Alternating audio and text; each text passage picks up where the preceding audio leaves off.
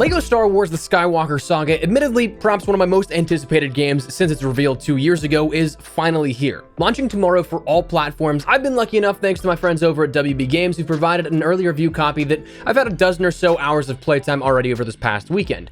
My anticipation was high, and honestly, as a casual gamer with anything outside of what you see on the main channel, this was everything that I had hoped for. In this video, we're going to be discussing the features, functions, and overall gameplay in a review of LEGO Star Wars The Skywalker Saga. If you enjoy what you see here, drop a like down below, and if you're new to the channel, maybe hit that subscribe button. We haven't uploaded on this channel in years, but I think that here in 2022, I want to start using this again for a various number of games and other content that otherwise wouldn't necessarily fit on the main channel. If you're at all interested, feel free to join the community. But anyways, LEGO Star Wars The Skywalker Saga sees you tackling the franchise of movies in the same method as the other introductions we've seen in the LEGO series, with 9 movies home to over 40 missions if I'm not mistaken, and a galaxy to free play and explore while collecting as many studs, kyber bricks, mini kits, and all across 24 planets with multiple subsections in each world.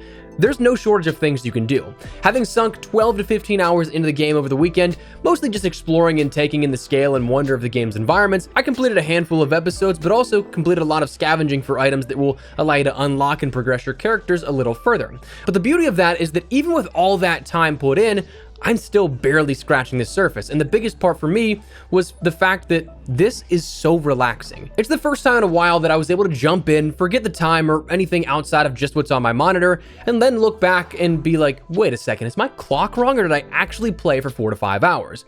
But let's get down to what the game does well, and in some cases, what it doesn't. Now, as with every LEGO game, you end up having story mode and free play. With the Skywalker Saga, like we mentioned, there's 9 episodes for all 9 movies. Each episode unlocks the worlds that you'd see in those movies that will allow you to progress the storyline, and then also come back and free play to just explore the landscape, the world, do challenges, get unlocks, all that kind of stuff. Graphically speaking, the game is phenomenal. Honestly, like, this is what I want from a LEGO game. The fact that it looks hyper realistic to the LEGO builds themselves, but also retains that cartoony nature that you'd expect, it's a testament to the development of this. The gameplay and cutscenes look phenomenal, especially now playing on either PC, Xbox Series X, PlayStation 5, that next generation, 15 years after the last collection game for LEGO Star Wars. The difference in graphics is just, it's beautiful.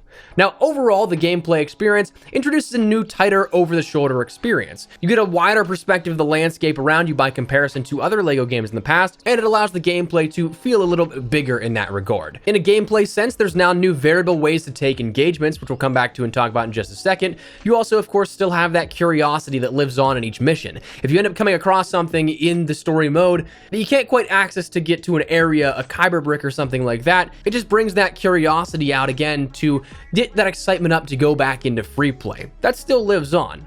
Destruction is, of course, something that you absolutely want to take advantage of, and is, of course, no stranger to LEGO games, with studs being a main currency for things that you can achieve for upgrades and other cool items, and especially achieving the true Jedi status for each mission that unlocks you even more rewards come the end of each mission. That's something you definitely want to get. So destroying anything and everything in your path is a great way to make sure that you get the most out of your experience. One thing that I liked with the Skywalker Saga was that there's now sort of new free play areas even within the story mode itself.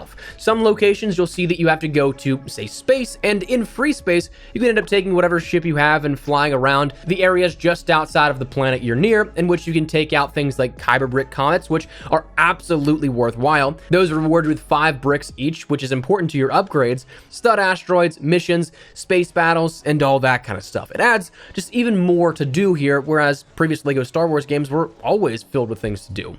There's, of course, always going to be those Easter eggs and comedic wit. Those don't go anywhere with the Skywalker Saga. One that I first initially noticed, and one of my favorites, was that there is a group of battle droids lined up as an orchestra playing John Williams' Duel of Fates as you take on Darth Maul in the classic Episode 1 fight sequence. But there's a lot to explore, a lot to see.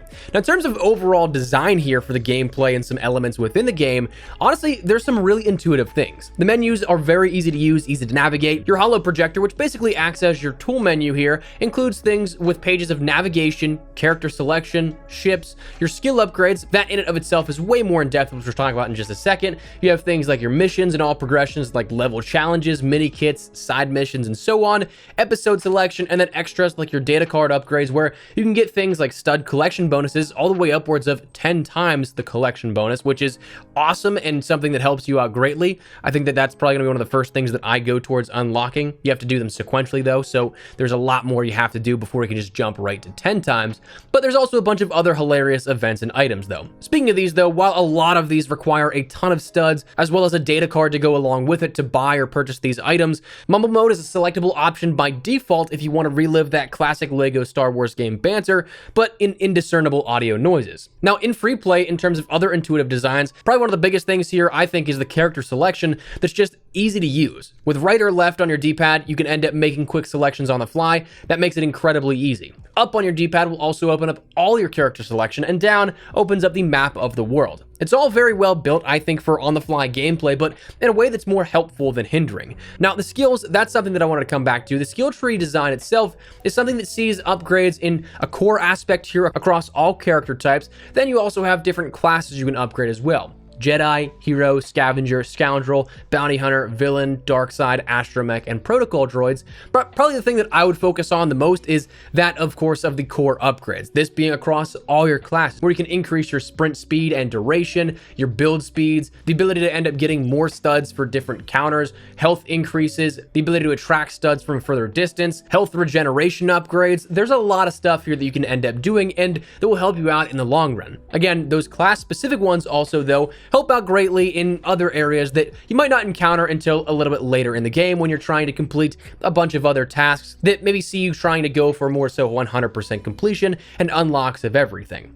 The gameplay loops and design, there is absolutely no shortage of puzzles and things to keep you engaged with the new mechanics you'll encounter. Buildable cover, peeking corners, traversing alternate routes are all focuses in the Skywalker Saga, and none really detract from the core feel of the game. If anything, they add a dynamic that maybe you never really realized you wanted in a LEGO Star Wars game. Mechanically, it felt like a faithful addition to something that we've seen in the past without really tarnishing any of the legacy gameplay that we've seen beforehand. The gameplay itself also, I honestly thought was incredibly smooth. Nothing seemed too bogged down, too forced. Kind of just felt right. Now, as for the Skywalker Saga, there is so much in regards to rewards, exploration, collections, all that kind of stuff. It introduces plenty, and I mean plenty, of things to look forward to after you've completed your story missions. From mini kits in level to kyber bricks and data cards that allow you to further upgrade and mod your game, if you want to call it that. Side missions help to add something more linear if aimlessly completing tasks or traversing worlds isn't quite your style. And for those character hunters out there, missions and story progression is everything with this. With 380 total characters and multiple uniforms for quite a large number of them, your quest to get them all is going to be quite long perhaps. But hey, I think it's enjoyable and it'll keep you busy in a good way. My only wish outside of this, now talking a little bit about some downsides, is that co-op was a bit more, well, just kind of there. Couch co-op is a thing. I personally didn't get to play any, but having seen additional footage of others that have played it, I'm not sure that I quite care to get into it really all that much. The split screen functionality punches in way too much on your character perspective, making exploring those grand scale scenic worlds that we talked about here in the intro, makes it a little bit less enjoyable, a little bit harder to do. It also seemed like from a lot of engagements that it didn't quite prioritize as much of the co-op feel. So from other footage that I've seen, players will either be sort of all in or kind of a spectator on the sidelines to some gameplay loops, which certainly isn't ideal. However, what bummed me out the most probably out of co-op was hearing there's no online co-op. That in 2022, when a game that the franchise is known for co-op play, it just seems unfortunate. I don't know if there's any plans to implement this in the future or anything, but it kind of stings to know that you can't play with your friend who isn't just sitting on your couch with you. But all in all, minus the blunders of co-op, there wasn't a moment in that 12 to 15 hours that I've played already that I wasn't entirely engaged and I wasn't having a ton of fun like a kid again. LEGO Star Wars has always been a favorite of mine, both growing up with LEGOs and in a heavy Star Wars fanatic family. The two have always meshed perfectly for me, and the joy that the originals brought, to relive that now nearly 15 years since our last collection game.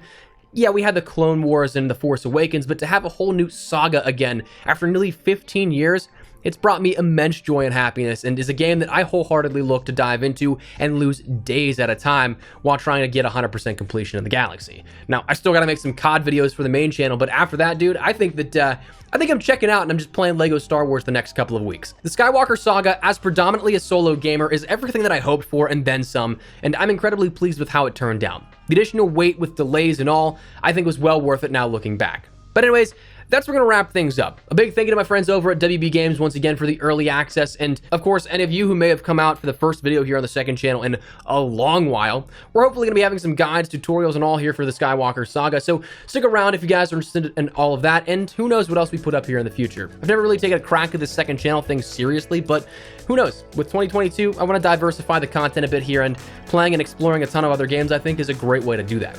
So stick around if you're new and would like to stay more, but for now, thanks for watching, and may the Force be with you.